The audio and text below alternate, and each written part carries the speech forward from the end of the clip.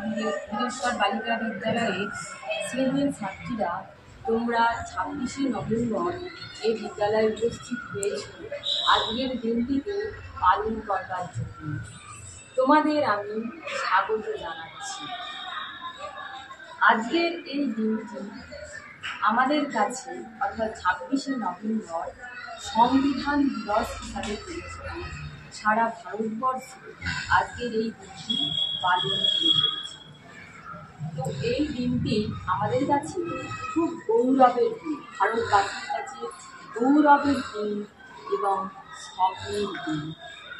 এই দিনটি 1915 সালে ভারত সরকার এই 26শে নভেম্বর দিনটিকে সংবিধান দিবস হিসাবে ঘোষণা করেছিলেন একটি গেজেটের মাধ্যমে। আজকের দিনটি আমাদের কাছে খুব গুরুত্বপূর্ণ।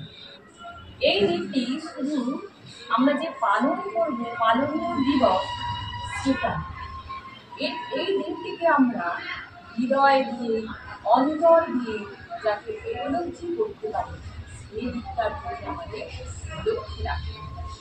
আজকের দিনটি একটি অঙ্গীকার দিবস, আর এই অঙ্গীকার আমাদের ভারতের সংবিধানের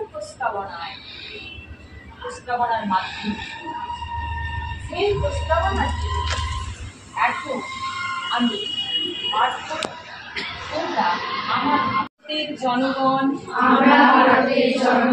ভারতকে সার্বভৌম সমাজতান্ত্রিক ধর্মনিরপেক্ষ গণতান্ত্রিক সাধারণতন্ত্র রূপে গড়ে তুলতে এবং তার সকল নাগরিকই যাতে সামাজিক, অর্থনৈতিক ও রাজনৈতিক ন্যায় বিচার, চিন্তা, মত প্রকাশ, বিশ্বাস, ধর্ম এবং উপাসনার স্বাধীনতা,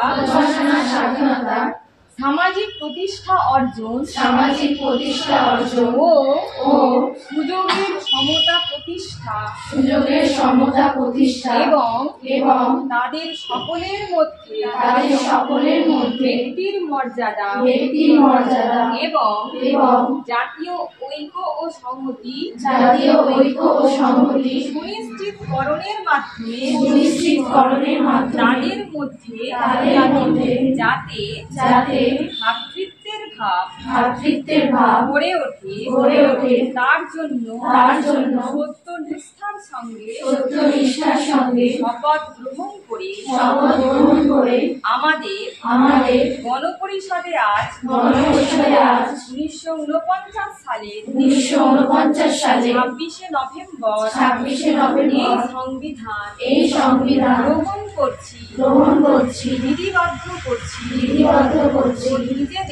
ও নিজেদের অর্পণ করছি। এখানে